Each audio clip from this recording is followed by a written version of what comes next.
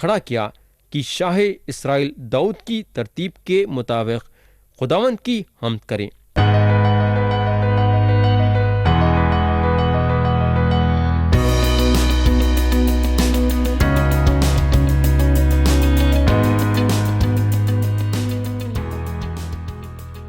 یسوع مسیح کے نام سے السلام علیکم پیارے بھائی اور بہن، میں آپ کا ہمت اور حوصلہ یہ بات سے بڑھانا چاہوں گا کہ ہم آپ لوگوں کے لیے بلا ناغہ دعا کر رہے ہیں۔ خدا ہمارے دعا کو خالی جانے نہیں دیں گا، بلکہ ضرور ہمارے دعاؤں کا جواب دیں گا۔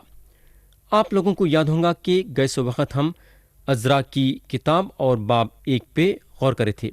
کلام میں آگے بڑھیں گے اور اٹھائیں گے باب 2۔ باب 2 وہ لوگوں کے نامہ بتاتا ہے جو یروشلم کو واپس آئے۔ زروبابل ان لوگوں کو واپس لائے۔ ہم پڑھیں گے آیت 1 اور 2۔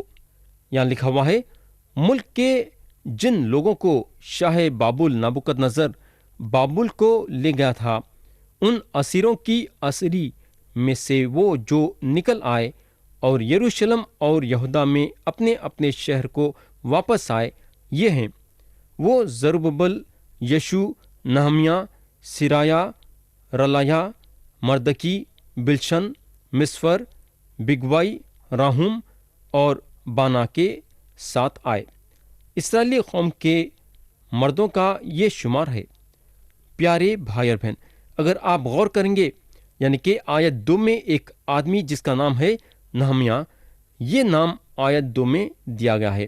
یہ نہمیہ وہ نہمیہ نہیں ہے جو بائبل شریف کی ایک کتاب یہ نام سے ہے۔ پہلی گروہ کے ساتھ نہمیہ نہیں آئے۔ یہودا یا اور ایک نام دیا گیا ہے اور وہ نام ہے مردکی۔ استر کے کتاب میں بھی مردکی کے نام سے ایک آدمی ہے، مگر یہ مردکی وہ مردکی نہیں ہے۔ یہ 2 الگ الگ آدمی ہیں۔ اب ہم آیت 23 پڑھیں گے۔ یہاں لکھا ہوا ہے، اہل انتوت 128۔ یہ ایک چھوٹا سا گاؤں تھا اور یہ گاؤں سے 128 لوگ یروشلم کو واپس آئے۔ یہ زمین کے بارے میں اگر ہم دیکھیں گے، یعنی کہ یہ انتوت کے زمین کے بارے میں دیکھیں گے تو بڑی دلچسپی کی بات نظر آئیں گی۔ دلچسپی کی بات یہ کہ یہ وہ شہر ہے جہاں یرمیہ نبی ایک زمین خریدے۔ آپ لوگوں کو یاد ہوگا کہ یرمیہ نبی کے دنوں میں بنی اسرائیل تقریباً گرفتار ہونے کے قریب تھے۔ جب یرمیہ نبی وہاں زمین خریدے تو ایسا نہیں لگتا تھا کہ اسرائیلیوں کی آنے والی زندگی اچھی رہے گی، مگر خدا یرمیہ نبی کو یہ زمین اس لیے خریدو بولا کیونکہ انہیں نشان کے طور پہ یہ زمین کا استعمال کرنا چاہتا تھا، یہ بتانے کے لیے کہ انہیں یہودا کو بحال کریں گا۔ وہ زمانے میں خدا نشانوں کے ذریعے سے بتاتا تھا کہ آگے چل کے انہیں کیا کریں گا یا کیا کرنے والا ہے۔ تو یرمیہ یہ زمین خریدنا یہ ظاہر کرا کہ ان کے پاس ایمان ہے۔ دوسرے لفظوں میں ان کا زمین خریدنا ایمان کا قدم تھا۔ خدا جو ہے وعدہ کرا کہ اس کے لوگ صحیح سلامت کے ساتھ زمین پہ واپس آئیں گے، اور خدا کی یہ بات جو ہے سچ ہوئی۔ خدا جو بولتا وہ کر کے بھی بتاتا، کیونکہ اس کا کلام بتاتا ہے کہ آسمان اور زمین ٹل جائیں گے لیکن میری باتیں ہرگز نہ ٹلیں گی۔ یہ انتوت کے لوگوں کا یروشلم کے زمین پہ آنے کا حق تھا۔ یہ زمین ان کے نام سے مہر کی گئی تھی کیونکہ یرمیہ نبی ان لوگوں کے لیے یہ زمین خرید لیے تھے اور ان لوگوں کو دے دیے تھے۔ تو یہ لوگ واپس جا رہے تھے اپنا حق حاصل کرنے کے لیے۔ آپ یہ سارا قصہ یرمیہ نبی کی کتاب باب 32 میں پڑھ سکتے ہیں۔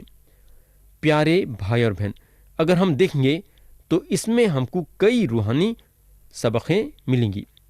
اس میں ہم مل کے کام کر سکتے ہیں۔ تھوڑے ہیکل کو بنائیں، تھوڑے خدا کا کلام لوگوں کے سامنے بانٹے، تھوڑے ہیکل کے کام کے لیے پیسہ دیے۔ وہ لوگوں کی مدد کرے جو لوگ ہیکل کو پھر سے بنا رہے تھے، اور سب سے بڑی زبردست بات یہ دیکھنے کی ہے کہ ایک دن آئیں گا جہاں ہم کو اجر دیا جائے گا۔ ہر آدمی کا کام جانچا جائے گا اجر کو دماغ میں رکھتے ہوئے۔ ہم سب یسوع مسیح کے عدالت کے کرسی کے سامنے کھڑے ہوں گے۔ ہر ایمان رکھنے والا یسوع مسیح کے عدالت کے کرسی کے سامنے کھڑا ہوں گا۔ کرنتیوں کے نام پولس رسول کا دوسرا خط باب 5 اور اس کی آیت 10 میں لکھا ہوا ہے، کیونکہ ضرور ہے کہ مسیح کے تخت عدالت کے سامنے جا کر ہم سب کا حال ظاہر کیا جائے، تاکہ ہر شخص اپنے ان کاموں کا بدلہ پائے جو اس نے بدن کے وسیلے سے کیے ہوں، خواہ بھلے ہوں خواہ برے۔ تو عدالت تو ہوں گی، مگر اس کے علاوہ جو اضافہ ہوں گا وہ ہم کو کرنتیوں کے نام پولس رسول کا پہلا خط باب 3 اور آیت 13 سے 15 میں ملے گا، جہاں لکھا ہوا ہے، ذرا غور سے سنو۔ تو اس کا کام ظاہر ہو جائے گا، کیونکہ جو دن آنکھ کے ساتھ ظاہر کیا وہ اس کام کو بتا دے گا، اور وہ آگ خود ہر ایک کا کام آزما لے گی کہ کیسا ہے۔ جس کا کام اس پر بنا ہوا باقی رہے گا وہ اجر پائے گا، اور جس کا کام جل جائے گا وہ نقصان اٹھائے گا، لیکن خود بچ جائے گا مگر جلتے جلتے۔ تو پیارے بھائی اور بہن، ہم یسوع مسیح پہ ایمان تو لائے ہیں، مگر یہ پکی بات ہے کہ ہماری روحانی زندگی محفوظ ہے۔ مگر مسیح ہمارے کاموں کو بھی دیکھیں گے کہ ہمارے کام کیسے ہیں۔ ہمارے ہر کام کو انہوں ماپ کے اور تول کے دیکھیں گے۔ تو ہمارا کام یہ ہے کہ ہم ہمارے کام اچھے رکھیں۔ یہ بات ہمارے زندگی میں بہت ہی ضروری ہے، اور یہ بات کو ہم نظر انداز کر دیتے ہیں۔ آیت 41 پڑھیں گے، گانے والوں میں سے بنی آصاف 128۔ تو میرے بھائی اور بہن، 128 گانے والے تھے جو واپس زمین پہ گئے۔ حمد و ثنا اور شادمانی کی روح ان کے دل میں اور ان کے زندگی میں تھی۔ ان لوگوں کو بہت سارے گانے گانا تھا۔ دلچسپی کی بات یہ ہے کہ لاویوں سے بھی زیادہ گانے والے زمین پہ واپس آئے۔ آیت 61 اور 62 پڑھیں گے، اور کاہنوں کی اولاد میں سے بنی حبیا، بنی حخوس، بنی برزلی، جس نے جلادی برزلی کی بیٹیوں میں سے ایک کو بیاہ لیا اور ان کے نام سے کہلایا، انہوں نے اپنی سند ان کے درمیان جو نسب ناموں کے مطابق گنے گئے تھے ڈھونڈی پر نہ پائی، اس لیے وہ ناپاک سمجھے گئے اور کہانت سے خارج ہوئے۔ تو کاہنوں کے یہ گھرانے یہ ثابت نہیں کر سکے کہ ان لوگوں کا رشتہ قوم کے ساتھ ہے۔ نسب نامہ میں ان لوگوں کا نام و نشان نہیں تھا، اور کیونکہ ان لوگ یہ ثابت نہیں کر سکے کہ ان کا رشتہ قوم کے ساتھ نہیں ہے، تو ان لوگوں کو ہٹا دیا گیا، کیونکہ قوم کے مطابق یہ لوگ ناپاک سمجھے گئے۔ مگر اتنا ہے کہ یہ لوگوں کو اجازت دی گئی یروشلم کے زمین پہ آنے کے لیے۔ تو پیارے بھائی اور بہن، خدا کا فرزند یہ معلوم کرنا ضروری ہے کہ انہیں خدا کا بیٹا ہے۔ پولس رسول یہ بات بول سکے کہ میں کس پہ ایمان رکھتا ہوں، میں جانتا ہوں، تو ہم کو یہ معلوم ہونا چاہیے کہ ہم کو نجات ملی ہے۔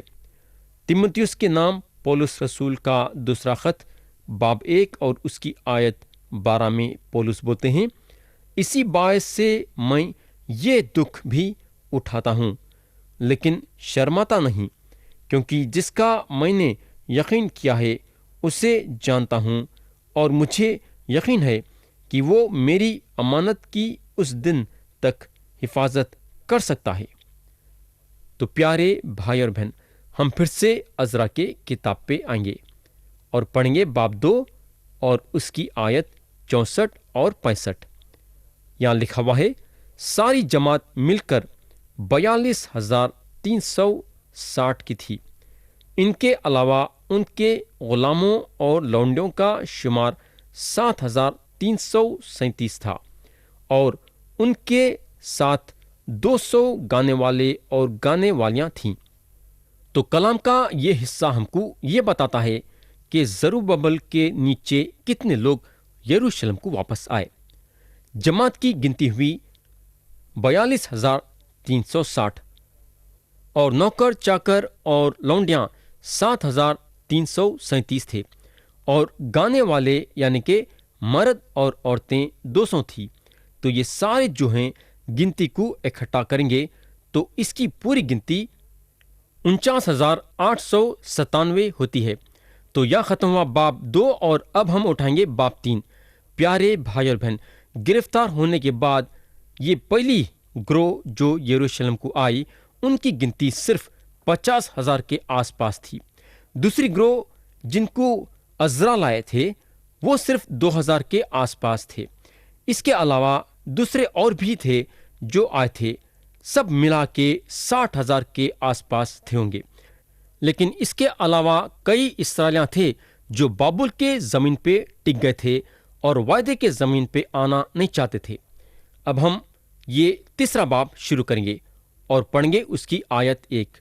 یہاں لکھا ہوا ہے، جب 7واں مہینہ آیا اور بنی اسرائیل اپنے اپنے شہروں میں بس گئے تو لوگ یکتن ہو کر یروشلم میں اکٹھے ہوئے۔ اگر ہم باب 2 اور 3 میں غور کریں گے تو یہ 2 بابوں کے بیچ میں کافی وقت گزر گیا تھا۔ باب 2 یہ بتاتا ہے کہ بنی اسرائیل وعدے کے زمین پہ واپس آئے۔ ان لوگ جب بابل سے نکلے تو اپنے ساتھ حد سے زیادہ دولت لے کے باہر نکلے۔ یہ دولت ہیکل کے بنانے کے لیے اکٹھا کی گئی تھی، اور یہ لوگ وعدے کے زمین پہ بحالی بھی لانا چاہتے تھے۔ تو تھوڑا سا جو وقت گزر گیا تھا تو ان لوگ اپنے لیے گھر بنا لیے، کیونکہ آگے چل کے ہم دیکھیں گے کہ نبی حجائی ان لوگوں کو ڈانٹتے ہیں کیونکہ ان لوگ گھر بنائے ہیں۔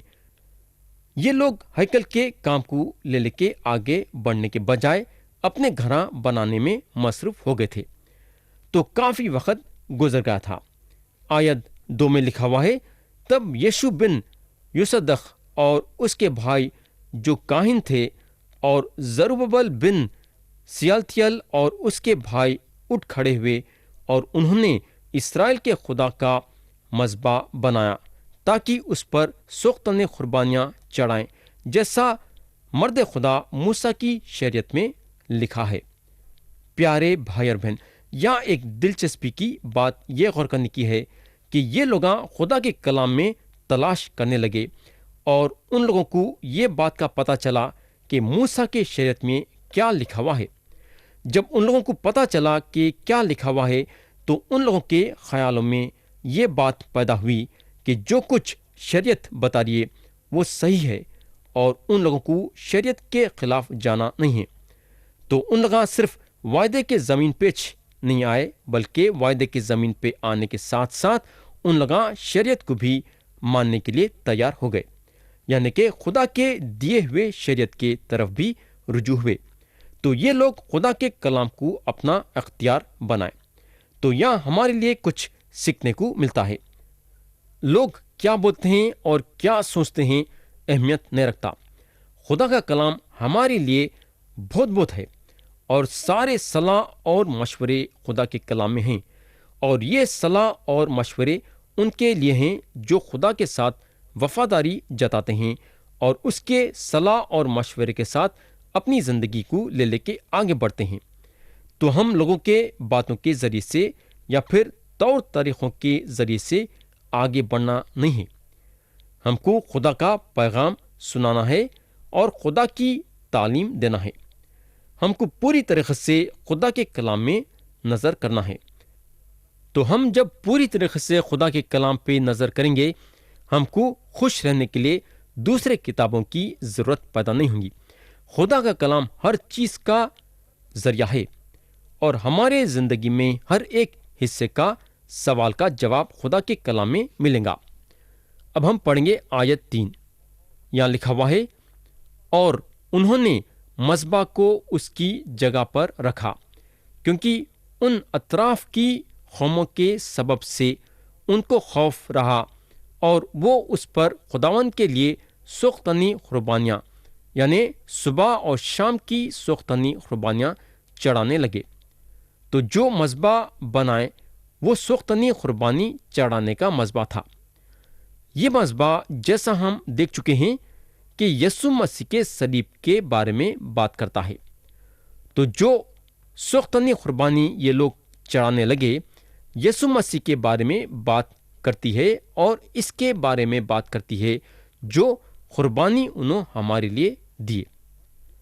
یسوع مسیح بے عیب بن کے اپنے آپ کو قربان کر دیے، ایک گنہگار کے جگہ پہ انہوں اپنی جان دیے۔ تو یہ لوگ سوختنی قربانی چڑھا کے جو کام کر رہے تھے وہ کام یہ تھا، ان لوگاں مسیح سے ملاقات کر رہے تھے، کیونکہ یہ قربانی مسیح کے قربانی کے بارے میں بات کرتی ہے۔ ایمان رکھنے والے کے لیے آج یہ جگہ ہے ملنے کے لیے۔ ہر ایمان والا یعنی کہ جو یسوع مسیح پہ ایمان لایا ہے یہ سمجھنے کی کوشش کرنا کہ جو یسوع مسیح پہ بھروسہ کرا ہے ایک مونجی کے حیثیت سے، یعنی کہ دوسرے الفاظوں میں جو یسوع مسیح کو اپنا خدا اور مونجی مانا ہے اس کو پاک روح کا بپتسمہ دیا گیا ہے، اور ہر ایک یسوع مسیح پہ ایمان رکھنے والا اس کا بھائی ہے۔ اور جب ہم مسیح میں ایک دوسرے کے بھائی بن جاتے ہیں تو ہم ایک دوسرے کے ساتھ صحبت کر سکتے ہیں۔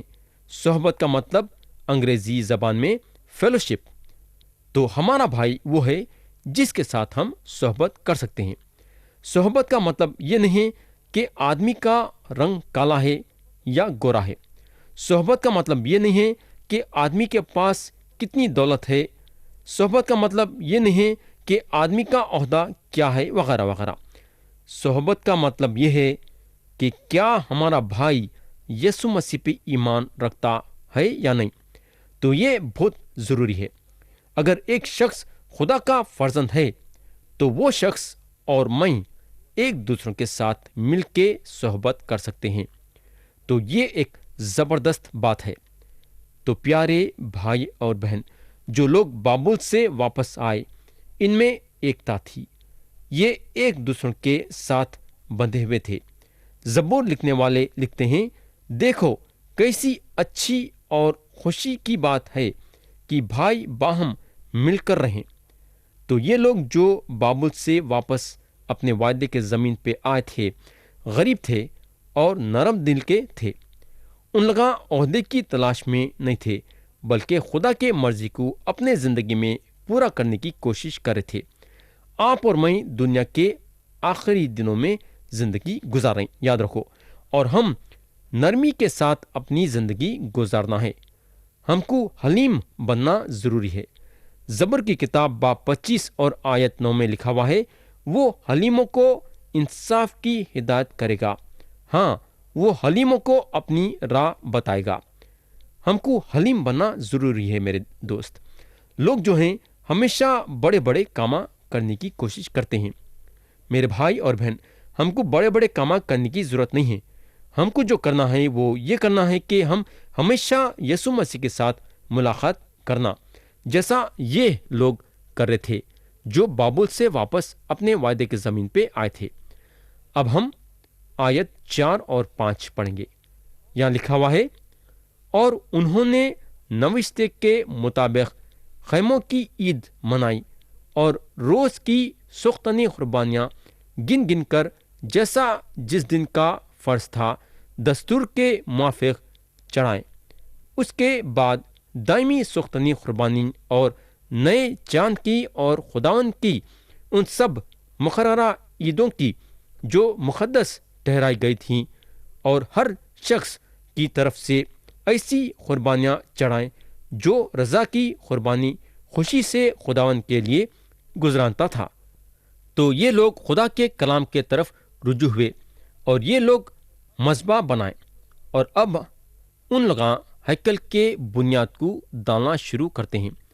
آیت 8 سے 10 میں لکھا ہوا ہے، پھر ان کے خدا کے گھر میں جو یروشلم میں ہیں، آپ پہنچنے کے بعد دوسرے برس کے دوسرے مہینے میں زربابل بن سیاتیل اور یشو بن یوسادخ نے اور ان کے باقی بھائی کاہنوں اور لاویوں اور سبوں نے جو آسری سے لوٹ کر یروشلم کو آئے تھے کام شروع کیا، اور لاویوں کو جو 20 برس کے اور اس سے اوپر تھے مقرر کیا کہ خداوند کے گھر کے کام کی نگرانی کریں۔ تب یشو اور اس کے بیٹے اور بھائی اور خدمیل اور اس کے بیٹے جو یہودا کی نسل سے تھے مل کر اٹھے کہ خدا کے گھر میں کاریگروں کی نگرانی کریں، اور بنی ہناداد بھی اور ان کے بیٹے اور بھائی جو لاوی تھے ان کے ساتھ تھے۔ سو جب میمار خداوند کی ہیکل کی بنیاد ڈالنے لگے تو انہوں نے کاہنوں کو اپنے اپنے پیراہن پہنے اور نارسنگے لیے ہوئے اور آصاف کی نسل کے لاویوں کو جھانچ لیے ہوئے کھڑا کیا کہ شاہ اسرائیل داؤد کی ترتیب کے مطابق خداوند کی حمد کریں۔ تو پیارے بھائی اور بہن، یا میں کلام کو ختم کرنا چاہوں گا اور آتے سے وقت ہم یہ آیتوں پہ غور کریں گے۔ خدا ہم سب کو آج کے کلام کے ذریعے سے برکت دے، یسوع مسیح کے نام سے آمین۔